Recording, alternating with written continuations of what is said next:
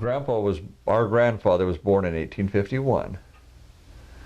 And the year he was born, great-grandpa, his father, bought a shotgun rifle over-under muzzleloader for Grandpa's older brothers. This was Jackson was older than a couple of the other older ones, to hunt and stuff. You know, this is back in Michigan. And as best I can tell, it was not new. I don't think it was new. I think it was made, maybe might have been a used one from a neighbor or gun or whatever. And I've got the 2 original bullet molds. I got the ball. I've got the rifle. It's shaped more like a bullet is. And then I had the round ball. Pop said that the round ball is when it shoots, it's been shot so many times that the other bullet just kind of whistles out. Doesn't really, not too accurate. But I had the original bullet molds. I had the original powder flask, and I had the original shot flask. You know, the shot for holding shot. And one's a little leather bag, and the other one, the powder, was it's not all there, but it is pretty much there, I guess. It's a leather pouch, and what it's got, the top of it's gone, but it's like a tube where you push on the tube and you let so much powder out for loading the rifle and the shotgun, and I have that. And that's been in the family, well, like I said, a long time. But great-grandpa, from what Pop said, had very poor eyesight, and in later years went blind as an old man. And he was never much of shooting. You know, his boys would go out and hunt. They were good shots, and Grandpa was an excellent shot. And one time they said, how Grandpa ended up with that, I don't know. I guess evidently he must have been one of the best shots of all, because he used it more and kept it, because it came to Kansas with them, and it came to California with them, and you know, and I ended up with it. But what happened was great-grandpa's eyesight was so poor. At the house that they lived in Michigan, they were fooling with it one day, Grandpa and his brothers, and the rifle went off in the house, in the kitchen, and it put a hole right next to the chimney in the stove. Oh wow! It put a hole in the wood. You know, this old wood frame house or whatever, and of course everybody was so scared of great-grandpa. You know, he didn't do things like that. He was scared. Nobody told him. Oh.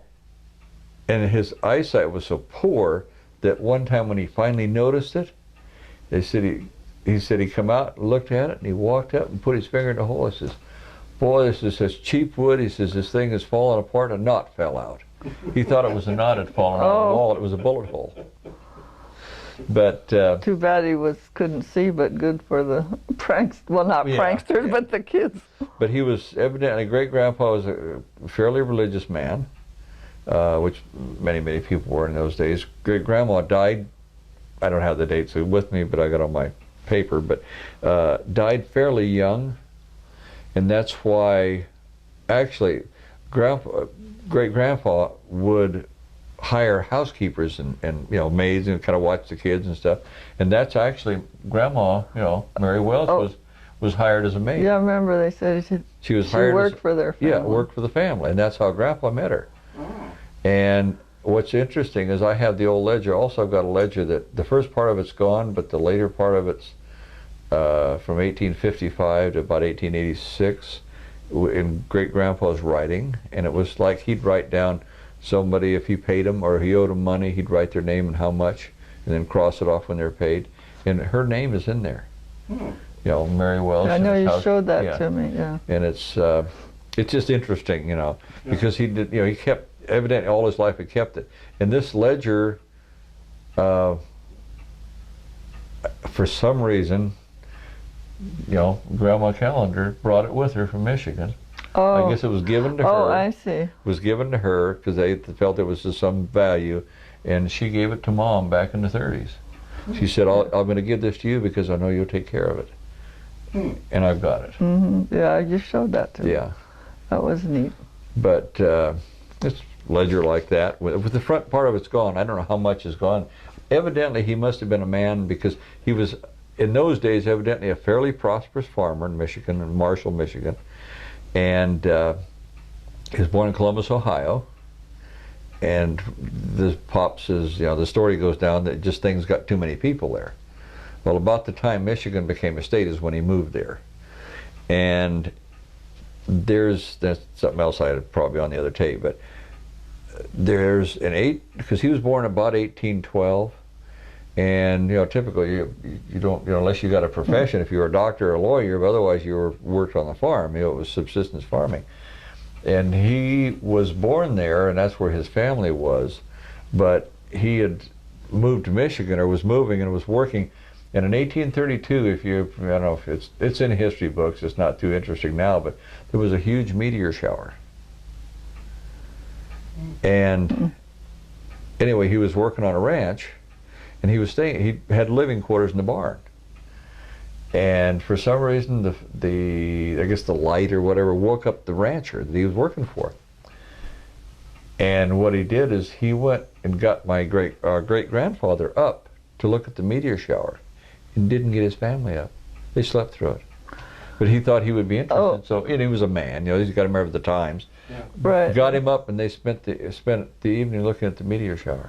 Wow. So they saw it. And it was the biggest in the Midwest. And so anyway, that's another story coming down. But yeah, he did that. And then of course a couple of generations before that, before the turn of the 18th century, or you know, to the 19th century, there was a couple of brothers that came from back east, because I don't know for sure. One day before I die, I'm going to find out. I think they're from New York, because there was a Colonel Calender, was a Revolutionary War artillery officer, and also there was a Calender. If you've ever read much about Thomas Jefferson, there was a newspaper publisher in New England states. His name was Calender. And he tried very hard to get, you know, he was not a Jefferson fan, and he wrote a lot of editorials, and he was actually the first one to bring out, and I've read it a time or two since all the controversy about Hemmings, his black woman, his slave. Oh, Jefferson. Yeah, about that. And Calender was the one that brought that out and publicized it. Oh dear. Or okay, and, or what? But anyway, and I don't know if this is a relative or not, but there's not that many of us in this country. And anyway, I want to get back and find out the relationships there. But anyway, there was two brothers that came to around Columbus, Ohio, and say this about Revolutionary War days, plus or minus a little bit. And one of them says, I'm staying here, and the other one says, well, I'll see you. I'm going to go a little farther, and we never, as far as we know where the other one went. But in those days, it's pretty wild country. You know, Columbus, Ohio was the frontier, was the edge of the frontier. So who knows whether they survived, went north, south, east, or west. Or the thing is, they could have gone 50 miles, and you'd have never known them again. You'd have never run you'd have never run into them again. But fast forwarding up a few years. Well, what's so neat about this, Glenn's the youngest, but has all these memories, but see, he was with Pop alone more years, you know. And so I could remember, you know, during my childhood, but this is so neat that he could remember all of Pop's stories. You know, Pop would tell us things, but when you have 3 kids around. Yeah, well, you know. And I was maybe a little more interested in it. Well, and ask questions probably too, you know. So that's so neat that. But Pop, he had more time then too. Right, just one to one. You know, and it's like, I don't know, I was talking to you or talking to Borgie about, you know, farming. Pop worked hard all his life. Oh, sure. But he was not terribly successful, I would say. And what he would, you know, it's like and I can remember, of course, I got to look at, when I remember my father, when I was out working with him day to day, he was my age. I'm going, oh God, how did he do that every day? You know, you get up at dawn and you work till dark basically. But like with your irrigating, you get up at dawn, you go out, change the water. And then you come in, you have breakfast, and then sit around for and 3 hours later you go change, 2 hours later you go change the water. Takes 2 or 3 hours, and then you go out, you'll come back and eat lunch, you know, and you do it 4 or 5 times a day. But this went on all summer, and of course, you know, when you started taking crops in and stuff, it was different. Or chopping cotton, you chop cotton from, you know, when it weren't freezing to death in the spring when it was cold, till late, you know. We'd work 10-hour days probably. Cotton, That was hard work, but the thing is, I was probably almost out of high school before I felt that I could keep up with my dad. Mm-hmm. My dad was at that time was like 65 years old. Mm-hmm. You know, I say, Pop was a tough bird. He was a strong man. He's Oh, not yeah, terribly fast. He didn't hurry. The only problem I think that probably would have maybe kept Pop from, well, two things. He was so conservative that if he made a nickel, he couldn't. I mean, he just thought he'd never see it again if he didn't try to save something, you know, or try to keep it, you know, because he went through so many hard times. And he would and being so conservative, he wouldn't take a chance. He didn't take maybe some of the small risks that might have made his life easier in the long run. You know, he just, well, we got it here, we can handle it, this is okay, this is better than it was 5 years ago. You know, I'm not saying that that's the way he actually looked at it, but I think it's somewhat shaped his background, you know, like going through the Depression. And like I said, Pop never, you know, I don't think he ever really needed much when he was, before he married Mom. No, You know? just... He liked to hunt. He used to go, you know, I heard me talk about, he had a friend that lived over by Kettleman City. Oh. And before they levied up Tulare Lake, which Tulare Lake Basin, it just doesn't really exist anymore, where Kings River dumps down in there. It used to be a lake that actually on high water was all the way from Kettleman to Bakersfield. It was Really? 70 miles across, maybe 10 feet deep, because it's very flat out there, never a very deep lake. But that's that island in the summer. They talk about the Indians out there and with the mud wattles and stuff, and with wearing the stick clothes and the mud. I thought it was... That's where they were from, was a lot of that area. Because that first part of that book from Wallace Smith tells about that area. Well, Pop had a friend that lived up in the hills above Kettleman City, and he had coyotes, or had greyhounds. And what they would do, like winter, things would get not much going on when the weather was bad. And he said one time he had to ride all the way, I'm trying to figure out just what he told me, I can't even remember now, but north, you know, way north into the mountains in Kettleman City, because the lake was so large, and rode around the lake. Took him a couple of days to get there by horseback. And what they would do is they didn't have much to do. This was another bachelor, and what he would do was he would they would chase coyotes with the dogs. There were plenty of coyotes around. They were hard on animals. They wouldn't hurt. They not really much on cattle, but they kill a sheep or a calf. They catch a calf and kill it. So they would just go out and exterminate coyotes, and they'd do it by running them with dogs and hunting them. They get on horseback because out there was nothing there in those days. They could run for miles and miles and miles. Wow. But Pop used to do that, and like there's another. You know, it's 100 miles from Kingsburg to Bakersfield. Oh, I thought it was more like 80. No, I think it's, anyway, I that's guess close. Somewhere That's along there, close. it's about That's 100 close. miles.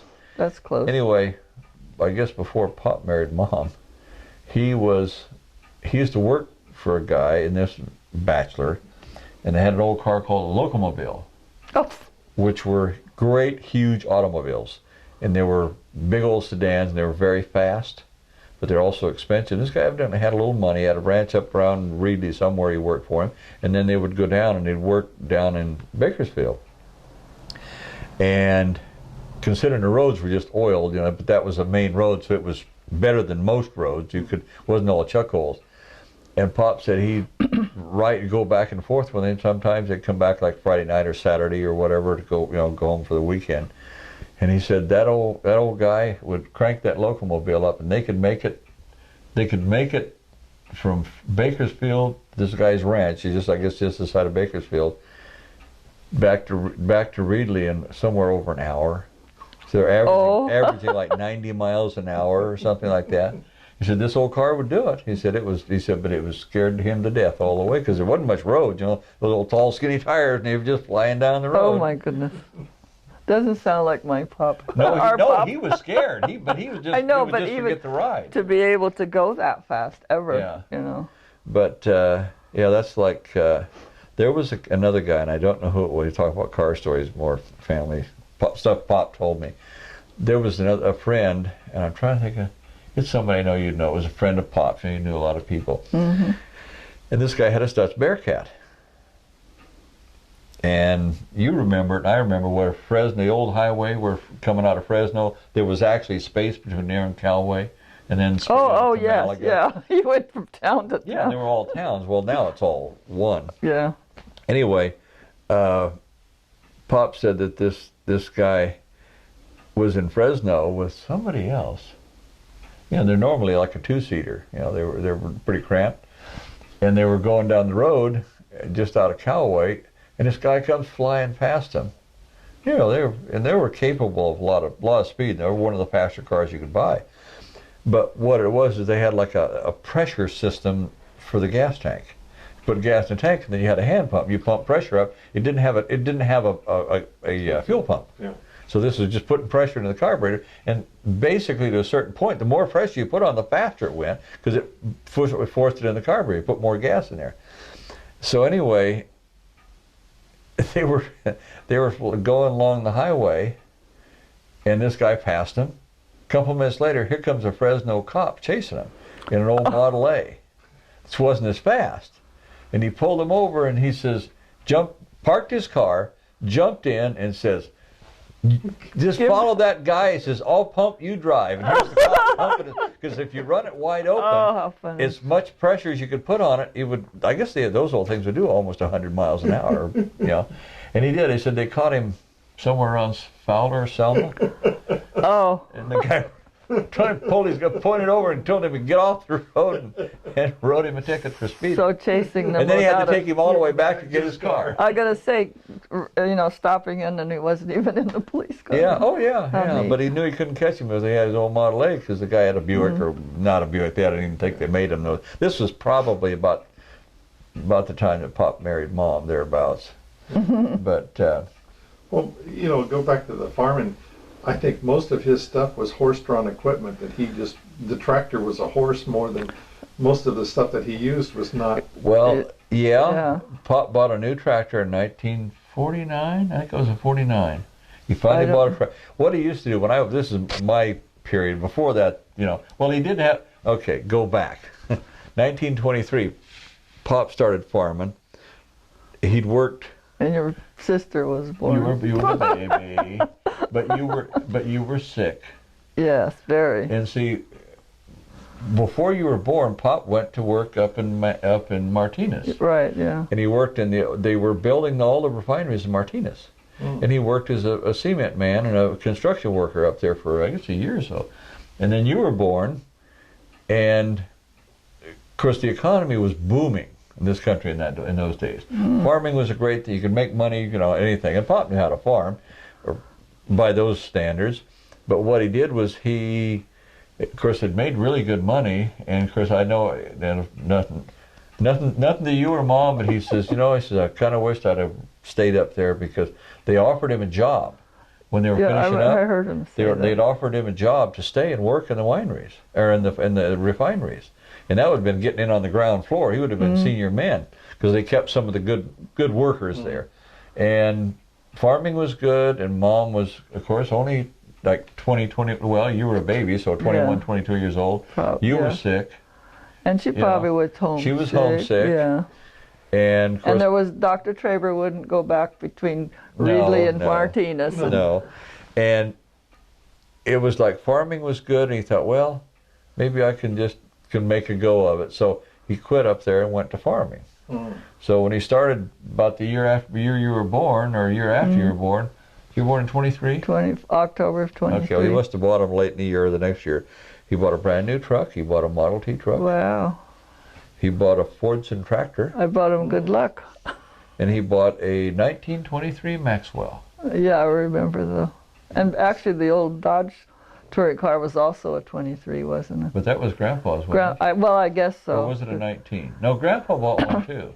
But they had, I can't remember, Pop had a car though. I think he had a 1919 Chevrolet. I think that's what he said. Wasn't it? Yeah. He had a 1919 Chevrolet, and they bought the Maxwell. But figured those are probably all somewhere around $300 a piece.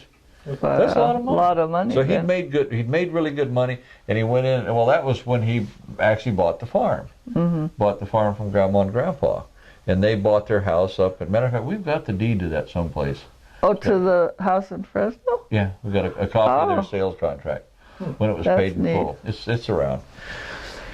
But anyway,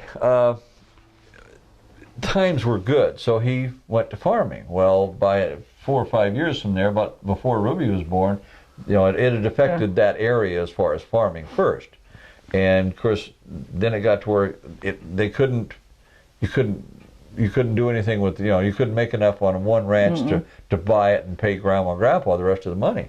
So actually, Grandpa and Grandma sort of moved back on the place, and that's when Grandpa farmed. And you remember, okay, if you stood in front of the garage, and you look, you know where the garage is, look straight out past the next field, not the field past the bamboo, but the field behind that, a little terraced area. During this time, that was the last piece of real leveling that was done, because they never could get water on it. Grandpa, with a 3-foot horse scraper and a team of horses, leveled that. There used to be a little knoll up there, and they never could irrigate it. He leveled it and got it enough to where that was the last high spot that could do it. Grandpa did. That's why I had that one little terrace. Is like 5 or 6 feet higher than the next field down. He did that with a scraper. Just did it by kept scraping and scraping until he got enough dirt off of it to where you could run water to it. When you were saying how hard and how long Pop worked, like, you know, you go out and you do the irrigating, well, I was thinking, well, you know, like I was in high school, but whenever we picked the Thompson seedless for grapes, you know, you pick them. And there were the trays, the wooden trays, and you, like I say, you do the other side for the grapes, and then the one side for peaches. But anyway, and I'm sure it didn't happen many times, but Pop still used some of the old wooden trays, and most of the farmers then were buying the paper trays, so it's just like a big manila sheet, you know, the size of the trays. And so, like, we'd come home from school sometime, and oh, it looks like it's going to rain, so everybody goes out. And so Marvin and Pop not turn it, but stack the wooden trays, and because they were the heavier ones. And so Mom and I would roll, you know, so you roll them up and stick them under the vine so they wouldn't get wet. So then early in the morning before we went to school, everybody up, because it was going to be a sunny day, you know. And so we unrolled them, you know, while Pop and Marvin unstacked them.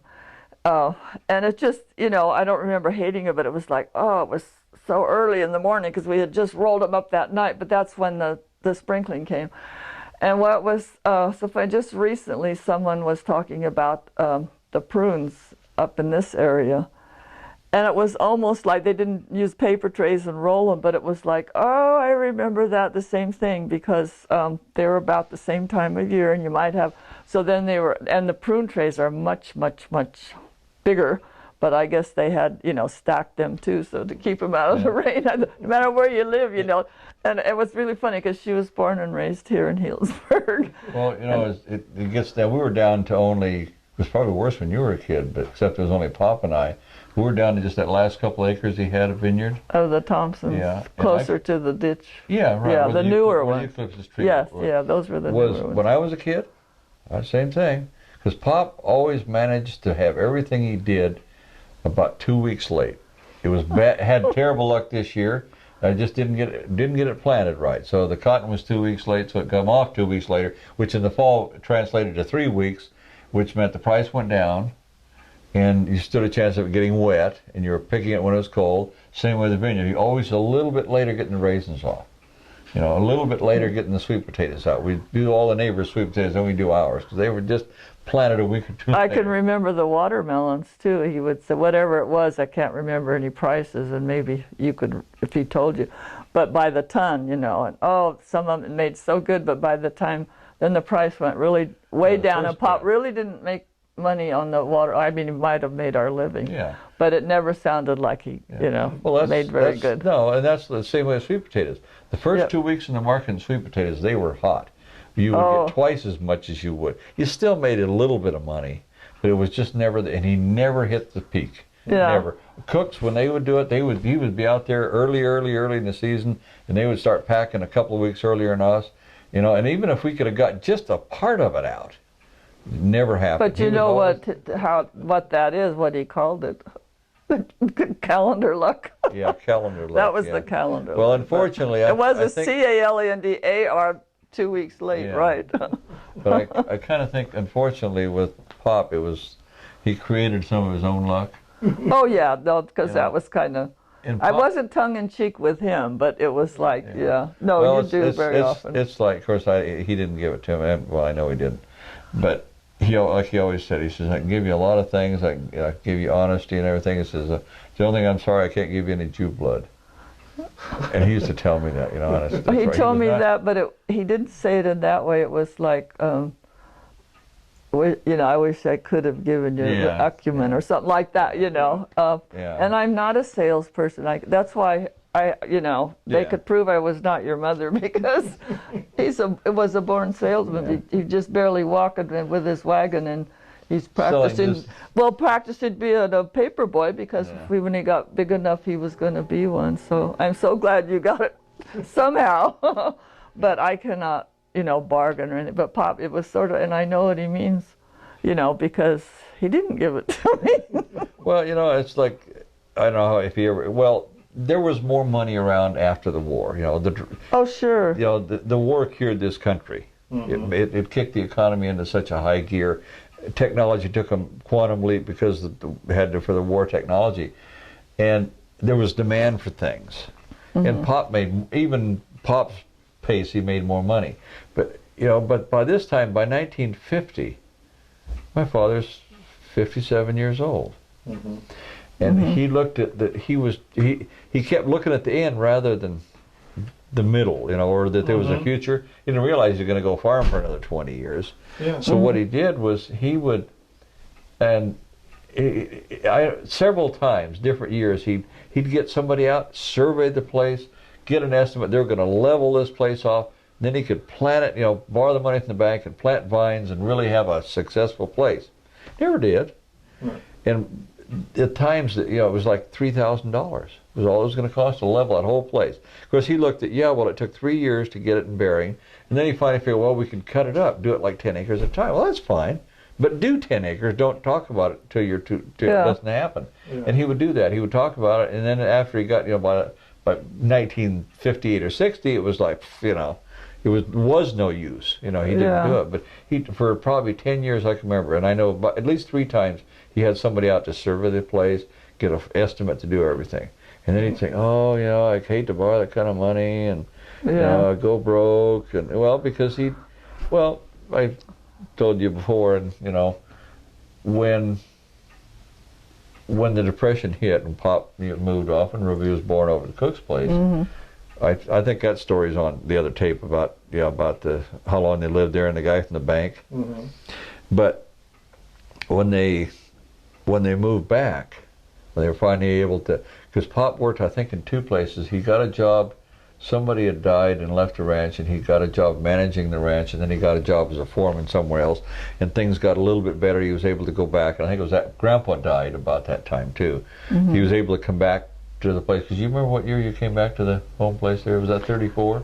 33, 34?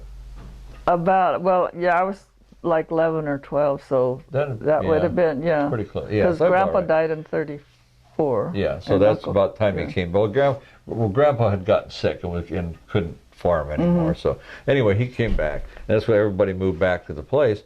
And it was kind of hard scrabble, but it was, he made a living.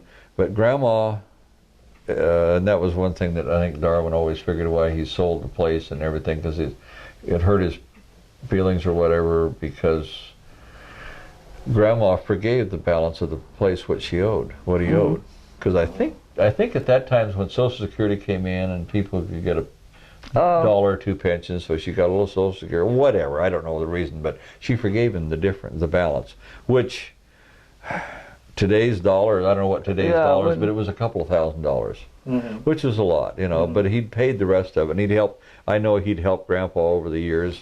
Sure. Because Grandpa got so feeble he couldn't do as much, so even though he wasn't really farming, he was farming, but it was for nothing. It was the extra stuff. And so the place was his, but he still could not really make enough money to really pay for everything. I mean, it was just bare, because the money was just very tight. And that's when, I don't know if this is on there either, about another Anna Ruby story about 2 years he borrowed money. Borrowing. He just didn't have enough to pay the taxes on the property, which I think, if I remember right, was somewhere about $300. Boy. for a couple of years property taxes and whatever taxes he had to do. And they had personal property taxes in those days too. But anyway, he borrowed that from Auntie Ruby, because Auntie Ruby had been a school teacher for a long time, and she didn't have anything to spend it on. She saved her money, except when she took trips and stuff. So anyway, thing used to really upset Pop, and when he finally, about late 30s, got enough together and far enough ahead, he said the first time he got a chance to pay her back, he paid her back, and he swore he would never borrow again from her. He would go to the bank or go bankrupt first, because she would, well, Gene, don't you think you should do this? Don't you think you should do this? Because she, you know, she felt she had a vested interest in it all of a sudden. Sure. Even, you know, and it's like the face is paid for. I borrowed the money for taxes to keep, you know, so I don't get too far behind. But you don't own it. You don't own me, you know. But she was very, yeah, she was out there kind of looking around like, oh, we can do this. You know, it was like all of a sudden she had a share in it. And not, I can tell you for a fact, in Pop's mind, there was no share. And anyway, he paid her, you know, he paid it back, and he said he swore that he'd starve before he'd ever borrow another nickel from her. And he didn't. He never did. But that was just another story there. But it just like she just, you know, it hurt Pop. I'm sure it hurt Pop's pride. Pop was a very gentle man, but he also had he was a very intelligent man, and he was, I think he had a lot of pride. I think he really did. Yeah, and I would be almost like natural to have that kind of pride. Oh yeah, you know, especially with Auntie Ruby.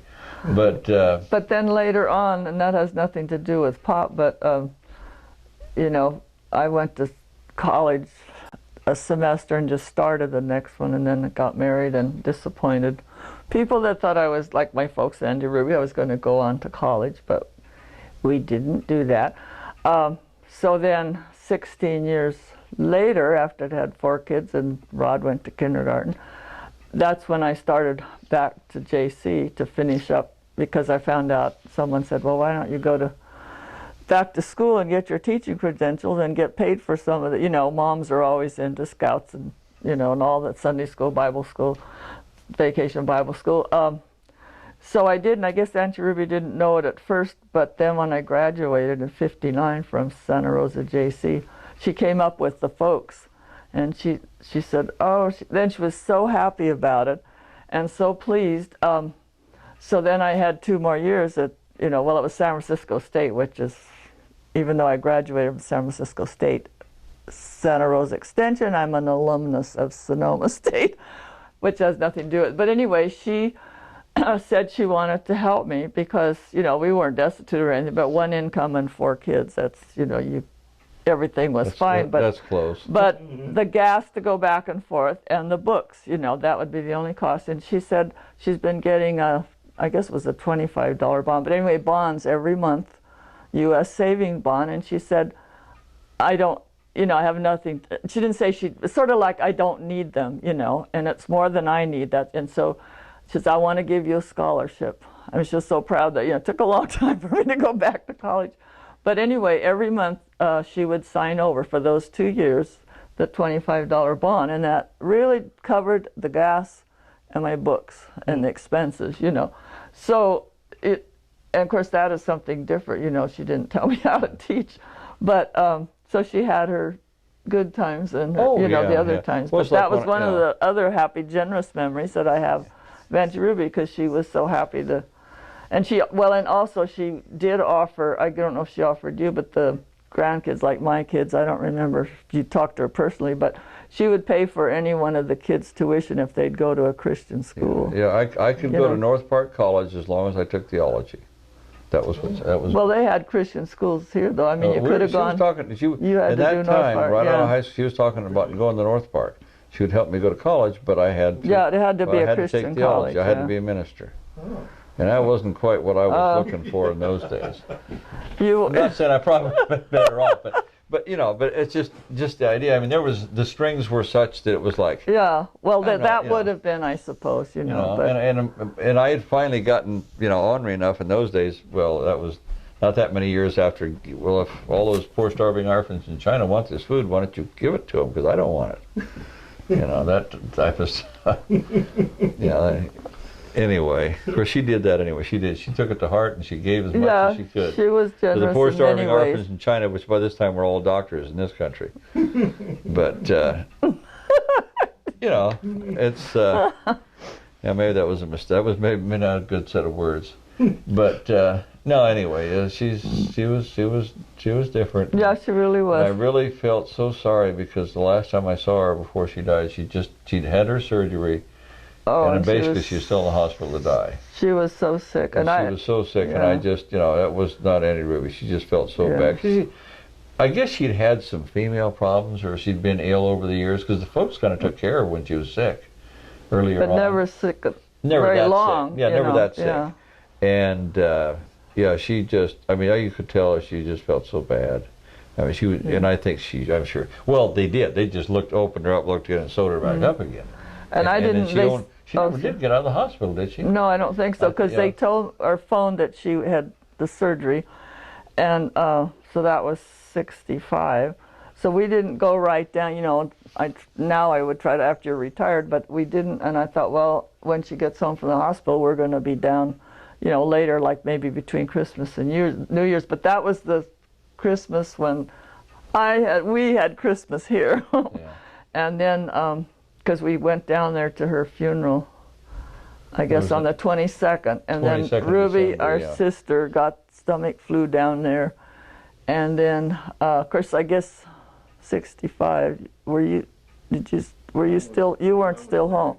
So anyway, there I think 15 sleeping here, Glenn. It was the year before the twins were born.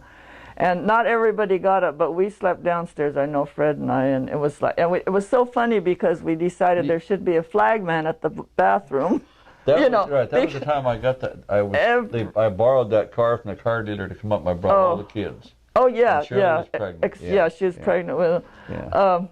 But what I was going to say then, I felt so bad because they said it was very serious and she was very ill, but I didn't know she was that ill, so I never saw her. But so the last memory I had was, at her house in Kingsburg, and I knew she didn't feel good. So. Oh yeah, no, I remember. I'm almost glad maybe I didn't see her. Well, I was living in Fresno then. In '65, I was living in Fresno, and I got down some, and I visited him a couple of times with a miserable old so-and-so, and he treated her like a servant, and you could tell she just felt bad. Yes, you could tell she wasn't sick like throwing up, ill sick, but she was just not like dying of cancer sick, that type of illness. Which she really didn't know right away. Yeah, she didn't know then, and then they finally got her in, and that's when I know folks called and said, they'd operated, and she's got cancer, and so that's what I did. And because I saw her one time, and it couldn't have been more than a couple of days before she died. But she didn't feel well in New York, because I remember she's told her, wrote to Mom, that she said, I know I'll just feel better when I get to our new house in Kingsburg, and, sit out in the sunshine, so she never did. But that was a tough year for us. In March of 1965, Fred's brother, Charlie, one of the twins, died. And then on Fred's birthday, December 4th, his father died, or my father-in-law, grandpa neighbor. And then whichever day it was then that Auntie Ruby died, about the 18th, So like boom, boom, boom. But, sometimes that happens. And then the only good part coming out of it, in January, Gustav died. Well, he inherited everything, but actually, so he didn't get he died in February. Probably. He didn't get to use all the money. No, he didn't get much use out of it. No, yeah. The only, like I said, there's a case of one thing I really wish my folks would have got some, because they deserved it. Oh, they deserved just a little bit of ease. It would ease their life a little bit, because besides, Auntie Ruby already stolen $6,000 from them. Auntie Ruby what? Yeah, I didn't know that. Well, see, she was the executor of Grandpa's estate, and there was $6,000 in a savings account that she used to build the house. Oh, see, I don't She took the money out and built the house. Oh, yeah.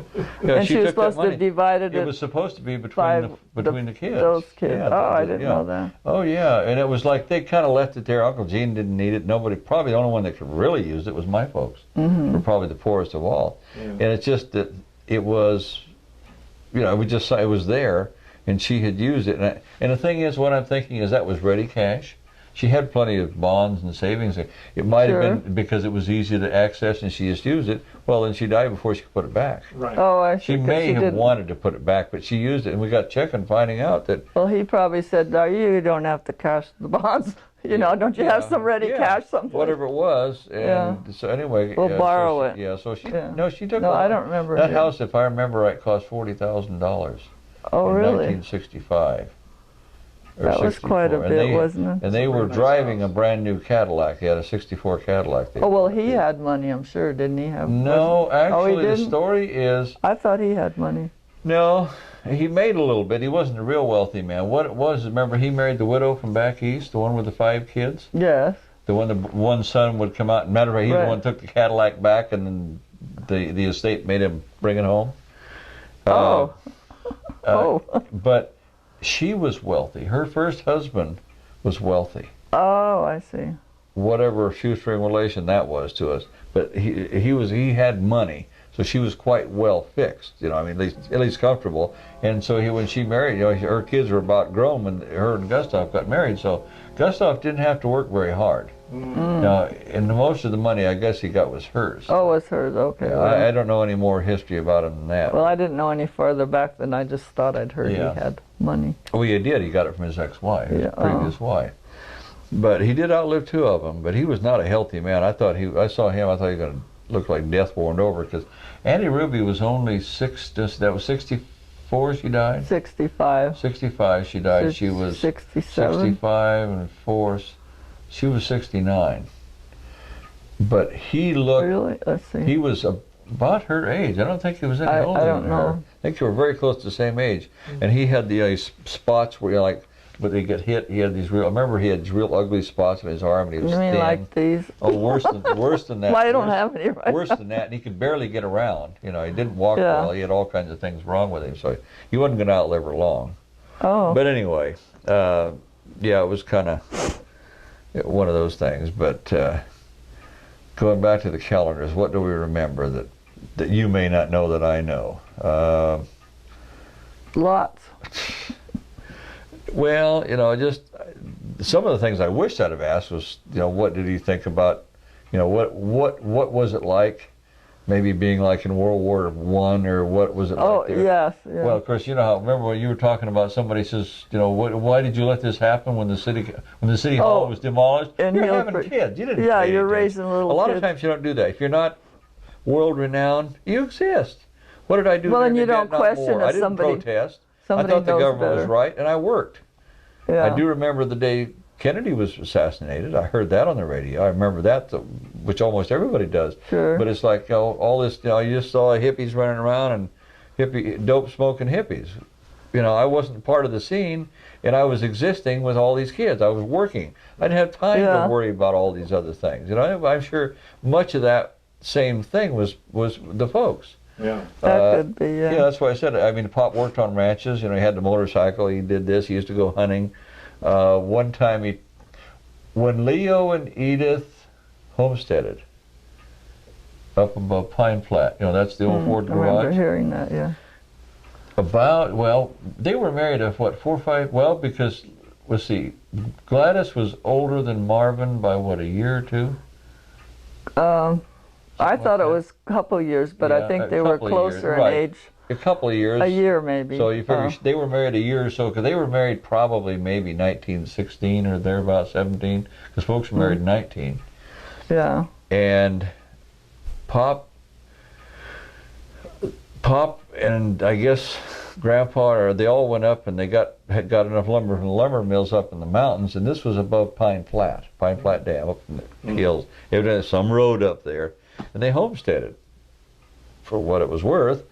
And that was before they went to San Joaquin or anywhere else, and I guess they'd even been in Nevada. That's where Borgie was born. I didn't know that till the last couple of But years. even Borgie before was that, I guess born they in went for that. Nevada. But what happened is they homesteaded this place. Well, the homestead, you had to make a certain amount of improvements. So they, remember the Ford garage? Mm-hmm. That was their house. That was as big as it was. Only they knocked the end of it out and made it a garage. So it wasn't a very big place. But you remember it did have, it looks like regular windows in it? Mm-hmm. Yeah, that's because that's what it was. It was a regular house. Okay. And what Pop used to tell me, he said there was a guy up there that was an old kind of a pack rat. He had been a prospector, and there was no gold that far down, but he just kind of by himself and lived in an old cabin up there. And he didn't own a rifle, but don't know if you know that, you're probably not so much like me about different types of guns and stuff, but this guy had a 45-70? No. Anyway, it was a bottleneck shell pistol that was cap and ball. It was a big old caliber pistol. And the guy used to hunt all his own game with a pistol. And Pop said he used to go up there and hunt. Of course, he was a young man then, but he went up there, and this guy, he said he didn't know how he ever did it because Pop couldn't hit that much with it, but he said that old man could shoot it, could bring a deer down. If he got within 30, 40 yards of it, he'd kill one. And he said one time, he said the guy, he didn't bring a gun, so he loaned him that pistol to go out hunting, his neighbor. And of course, you know, if you can imagine Pine Flat at World War I, there was not much up there. You know, that's up in the sticks. You know, there was some Indians south of there, but that was about it. Anyway, he said he got up wandering around the brush and up in the trees up there, and he said it got foggy, you know, fog kind of rolled in, and he said he was kind of worried he was going to, you know, wander off the wrong direction and end up in Nevada or somewhere, but he finally found his way down to a landmark. He said he wandered around there most of a day. Oh, wow. Just to get, you know, finally going somewhere, because he'd borrowed this thing to go hunting, and wandered around in the fog till he finally got out. Well, I'm going to let you finish while I go. Grandpa Calender, my grandfather, was like a lot of people in his contemporary age, was not very well educated. He only had like 4th, 5th, you know, years of school, or, you know, grammar school. But before the days of, you know, libraries and stuff, what he would do is, because he traveled a lot when he was with the railroads and stuff and met different people, and he was an avid reader, and Pop said he would read at night. And what he would do is he would get newspapers if he could get them, and he had like a lending library of different people that he'd met that had similar interests. You know, and he didn't read anything, history books, geography books, math, anything he would read. And what he did was he would trade with these people. He bought a few books and himself when he got a little money, and what he would do is he would, you know, it was like Jones he met lived down in wherever you lived, and he knew he had a book or two, and they would trade, and he would read these books and then trade back and forth. And he did that. He corresponded with people all over the country. Well, and your dad, Pop, was a real reader too. Oh yeah, he was an avid reader, like me. You know, I read a lot. That's why, you know, I got all this. I don't have a college degree, but I've got all this miscellaneous knowledge that it's never going to make me rich. Now, one thing Mom said that your mom was more the disciplinarian than Pop. Oh yeah. Well, I don't remember my father ever whipping me, but I remember Mom doing it. She took a belt after my butt more than once. Yeah. Oh, Mom was the one that said the final say, so Pop was the easygoing. But you know, the thing is, I can remember Pop telling me, you know, you better not, or I'm going to do this. I was scared he was going to. I would never get to that point that Pop had to pull out a belt and beat me or hit me with something. But I'm saying he might have a time you or two. You always stayed this side of the line. Yeah, you know, law-abiding citizen. But I was always just afraid to get too awful far out. Of course, I know as a teenager, you know, I was the terror of the family and all that. You remember? Can you imagine how much different it was when they were raising you compared to them? Well, yeah, and from when my dad's era was when he was a teenager, 50 years before that or whatever. Yeah. I mean, it had to be culture shock. Oh. You know, rock and roll and all that stuff. Ooh. And you were talking that he was in his late 60s when you were farming with him, and I kept coming down there. He was in his how late? He was still farming? He farmed till he was about 75. It was about his last year. And he always said, because right along there, I don't know if you remember or not, Pop got a staph infection. And Stan got one too. I think Stan was in the hospital for like a week with it. But Pop, I don't think he was in the hospital, but he got over it. But he said his strength from that point was gone. He did not have that toughness, that strength where he could do it. Until then, he felt strong. He said after that, he just didn't feel the same. And and like the next year is when he quit farming. But about then, before that, he'd already sold the 10 across the back. So he had a little money. And what they did was he got active in the World War I Veterans Association. And he was actually, Pop was state chaplain one year. Oh. So and they got to traveling. That's when remember that black or white '64 Ford Fairlane they bought? Mm-hmm. And Pop says, I want to get another new car beside that Maxwell before I die. And that was the last one he bought. So he says 30 years later he bought him a new car. Or 40 years later he bought him a new car. And he said, it'll be the last car I ever owned. And 4 years later he wore that sucker out and he bought a '69. Or 5 years later. Mm-hmm. That's when he bought another one. Yeah. But he, then they sold off the other piece, and they had enough to get, they weren't rich, but it kind of, Did they they live got off by. of savings? Because he had no Social Security, did he? Yeah, oh yeah. He did have enough money? He started putting in the Social Security, I think it was available in the 55, 56, 57. Oh. But it's like, what did he put in? $50 a year. Yeah, he didn't put in much, but no, he actually was able. He drew Social Security. I'm pretty darn sure. Oh. And plus, I don't know how much it is. I think it was about $50 a month. They actually got a government pension that was part of a pension that the government paid them for Marvin's death. Oh. And Mom got a pension now she had Social Security too, Mm-hmm. and Mom got a pension from the cannery. Oh. I think if I remember right, it was like $38 a month, which is nothing. But, hey, if the place is all paid for, and there's nothing there, and then because Pop, I think, well, after he retired, see, I don't know if he either sold or leased the cotton allotment. He had 13-acre allotment, which was a tangible cash item. Oh. And I think he used to lease that, and then he may have sold it. I don't know. I can't remember. And then, of course, he sold the rest of the property off, when he passed, all but that last 3 acres, I guess. Yeah.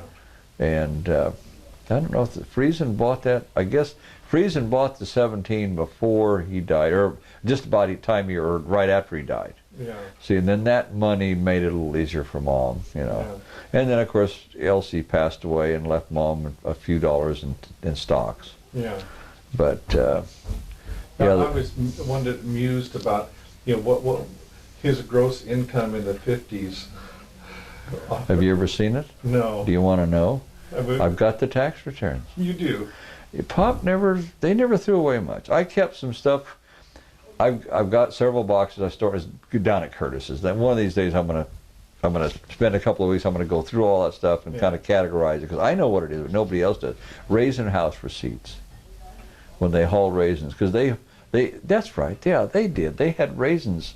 They sold raisins for years. They farmed and they also had some. They had some wine grapes they put in, some Emperor grapes they had out in the back, and.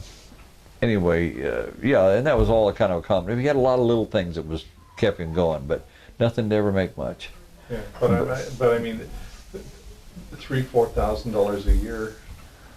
Oh, well, let's put it this way. Back in the 55, 56, one year we had an absolute blister. About the time, because there was 8 acres of vineyard in the very back that was sold off, and early 50s, we pulled the grapes out, but they were very poor, sand, and they were just, God, we'd get maybe a ton or two of raisins out of the whole thing, which is really, it wasn't hardly worth the work.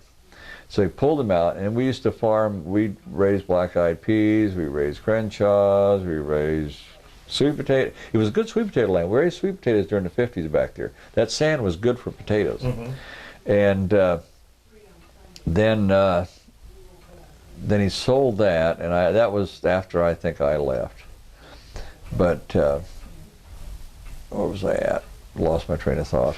But anyway, I started to tell you, remember that last like acre and a half, which was the newest vines, and it was on pretty good land. It was the edge of that. Some of it was the edge of sand. The rest of it was that white ash, they called it, that good growing soil. Mm-hmm. And one year we had a drought. We had an early hot spell. Burnt the grapes, and I don't think we got 200 trays out of that. And the vines, of course, burnt the crap out of them. They died back, but next year they came back with a vengeance. I mean, they were so healthy because they hadn't produced anything. Yeah.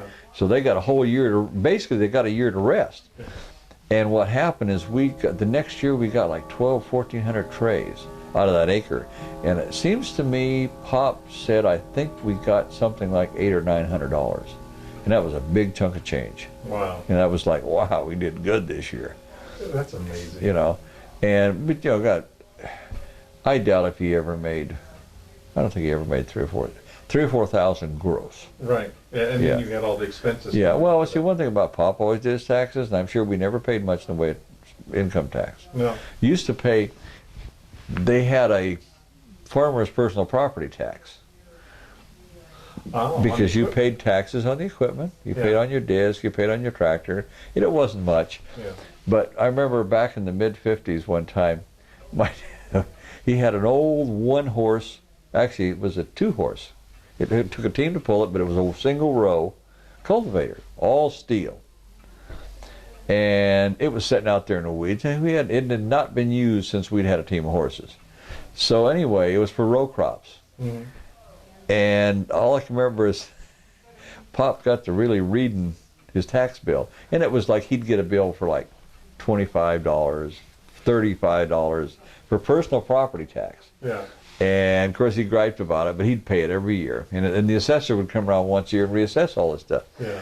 And what happens, he looks on there, and I remember, he was madder than a wet hen.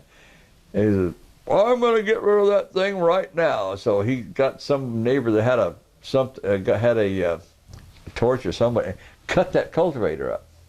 Because he found out with the assessed value, he was paying like $2 a year to have this thing set in the rust and the weeds and all this old crap he had. Yeah. He was paying on it. He didn't really realize it. Yeah. And he looked it up, and because it was, some of the stuff I guess you could get by with it didn't work, Yeah. then it was not classified. But this was still a workable piece of farm equipment. Yeah. Yeah. And so what he did is he went and cut it up. Next year we didn't pay on it.